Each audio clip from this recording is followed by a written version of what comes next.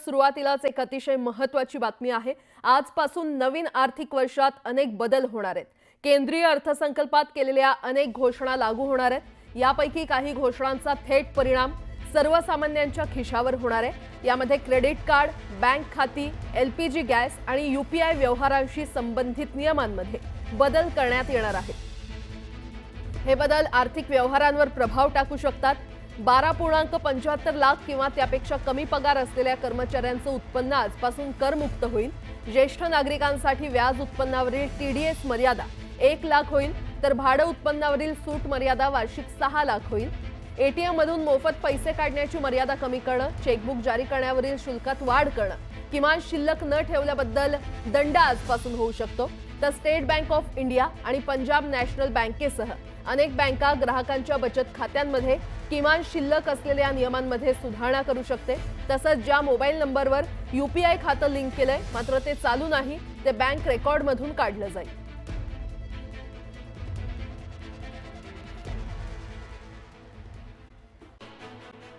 बीडच्या जेलमध्ये काहीही होऊ शकतं, फार मोठी नाही पण मारामारी झाली आहे अशी प्रतिक्रिया सुरेश धस यांनी दिली आहे। महादेव गित्ते आणि अक्षय आठवलेनं मारहाण केल्याचं धस म्हटलं।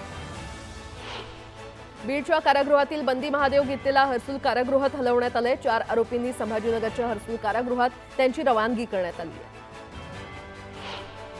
एकीकडे गित्तेला कारागृहातून हलवण्यात आलं असताना दुसरीकडे या मारहाणीच्या घटनेबाबत कारागृह प्रशासनानं वेगळी माहिती दिली आहे। बंदी सुदीप सुनावणे आणि राजेश वाघमोळेमध्ये मारहाण झाल्याची माहिती देण्यात आली आहे। मारहाणीनंतर दोघांना बराकमध्ये बंद करण्यात आलं।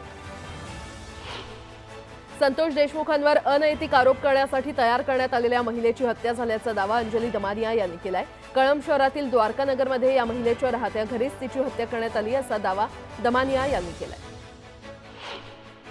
संतोष देशमुखांवर अनैतिक आरोप करण्यासाठी ज्या महिलेला तयार करण्यात आलं होतं ती महिला वेगवेगळ्या नावानं वावरत होती असा दावा दमानिया यांनी केला।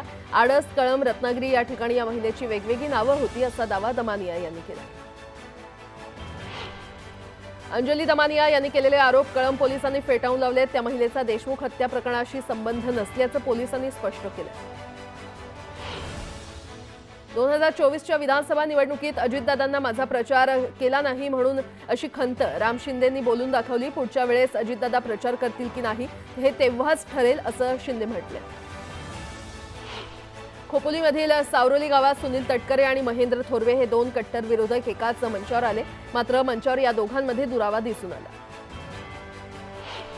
प्रशांत कोरटकरला जामीन मिळू नये यासाठी प्रयत्न करणार असल्याचं कायदेतज्ञ असीम सरोदे म्हणाले।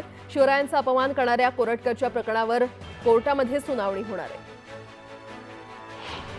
आमच्या मतदारसंघात बाहेरून पार्सल आलं आणि मी 2 वेळा पडलो असं म्हणत विधान परिषदेचे सभापती राम शिंदेंनी रोहित पवार यांना टोला लगावलाय। त्यांच्या मागे 60 वर्षांचा इतिहास आहे, माझ्या मागे कुणाचाही इतिहास नव्हता असं देखील ते म्हणाले। विदर्भातील काही जिल्ह्यांमध्ये पाऊस पडण्याची शक्यता वर्तवण्यात आली आहे। अकोला, बुलढाणा, वाशिम आणि यवतमाळ जिल्ह्यामध्ये काही ठिकाणी विजांच्या कडकडाटासह वादळी आणि हलका ते मध्यम पाऊस पडण्याचा अंदाज वर्तवण्यात आला आहे। बुलढाणा जिल्ह्यामध्ये अवकाळी पावसानं हजेरी लावली। अचानक आलेल्या पावसामुळे नागरिकांना उष्णतेपासून दिलासा मिळाला। जळगाव जिल्ह्यामध्ये आज संध्याकाळी खरं तर कालच संध्याकाळी तुरळक पाऊस पडला आणि या अवकाळी पावसामुळे ज्वारीसह इतर पिकांचं नुकसान होण्याची शक्यता वर्तवण्यात आली आहे। तर जिल्ह्यामध्ये 40 अंशांपर्यंत तापमान पोहोचल्यानंतर पाऊस पडल्यानं हवेत गारवा निर्माण झाला।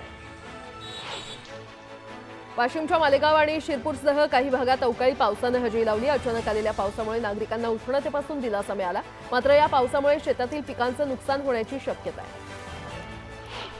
येवला शहर परिसरात अवकाळी पावसानं हजेरी लावली। सुमारे अर्धा तास पाऊस पडल्यानं हवेत गारवा निर्माण झाला, मात्र अचानक पाऊस आल्यानं काढणीला आलेला गहू आणि कांद्याच्या पिकाला फटका बसणार असल्यानं शेतकऱ्यांच्या चिंतेत भर पडली आहे। पुणे जिल्ह्यातील सर्वात मोठ्या सहकारी साखर कारखान्याचा चेअरमन, पुणे जिल्हा बँकेचा चेअरमन आणि जिल्हा परिषदेचे अध्यक्ष हे तिन्ही सर्वात मोठी पदं मिळाली आहेत। यानंतर लगेचच आमदार, राज्यमंत्री बनलो आणि आता कॅबिनेट मंत्री पदावर काम करण्याची संधी मिळाली असं मंत्री भरणे यांनी सांगितलं। ही नावं घेत असताना भरणेंना अजित पवारांचं नाव घेण्याचा मात्र विसर पडला। देहूतील संत तुकाराम महाराज संस्थानच्या अध्यक्षपदी जालिंदर महाराज मोरे यांची निवड झाली आहे। अध्यक्ष आणि विश्वस्त पदासाठी संत तुकाराम महाराज संस्थानच्या मुकुंदलालजी पित्ती धर्मशाळेत ही निवडणूक पार पडली। दौंडमधील धक्कादायक माहिती समोर आली आहे। होणारा नवरा पसंत न पडल्यानं नवरीनं नवऱ्याला मारण्याची सुपारी दिली। 1.5 लाखांची सुपारी देत 27 वर्षीय तरुणाला जीवे मारण्याचा प्रयत्न करण्यात आला। या प्रकरणी पोलिसांनी 5 आरोपींना जेरबंद केले। जळगाव तालुक्यातील धानवड शिवारात वीज कोसळल्याने एका 15 वर्षीय मुलाचा जागीच मृत्यू झालाय, तर त्याचे आजोबा देखील गंभीर जखमी झाले। चंद्रपूर जिल्ह्यातील कोरपणे इथे आदिवासी लोककला महोत्सव पार पडला। या कार्यक्रमात आशिष शेलार, अशोक उईके आणि सुधीर मुनगंटीवार यांनी हजेरी लावली। जळगावच्या 40 गावात शाळकरी मुलीवर भटक्या कुत्र्यांनी हल्ला केला। मुलीच्या पायाचा चावा घेतल्यानं मुलगी गंभीर जखमी झाली। ही सर्व घटना सीसीटीव्हीमध्ये कैद झाली। या प्रकरणी पालिकेनं कुत्र्यांचा बंदोबस्त करावा अशी मागणी करण्यात येते।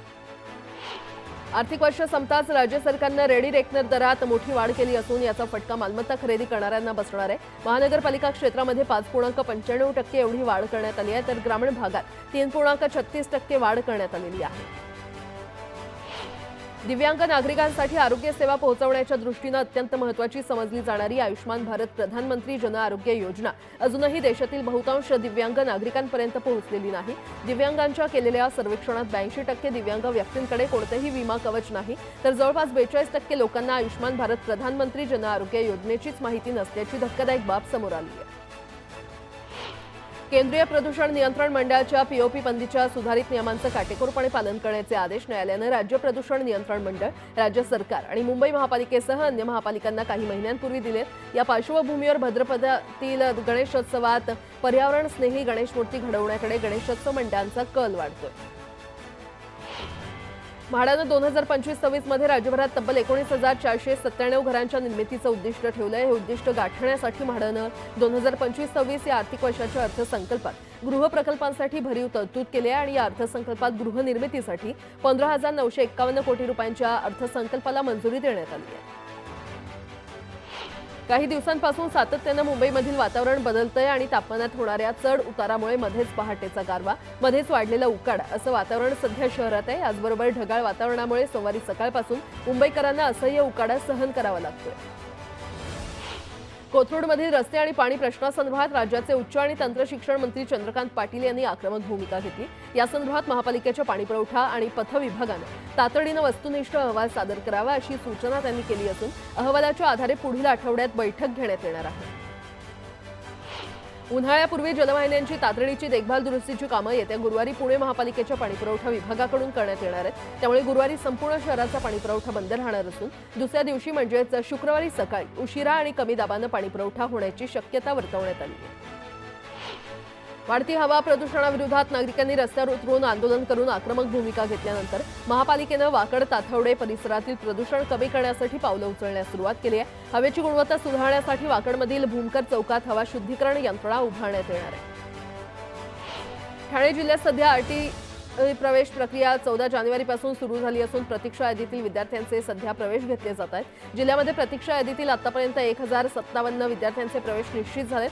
आज प्रवेशासाठी शेवटचा दिवस आहे, तर लवकरात लवकर प्रवेश निश्चित करावा असं आवाहन शिक्षण विभागाकडून करण्यात आलं।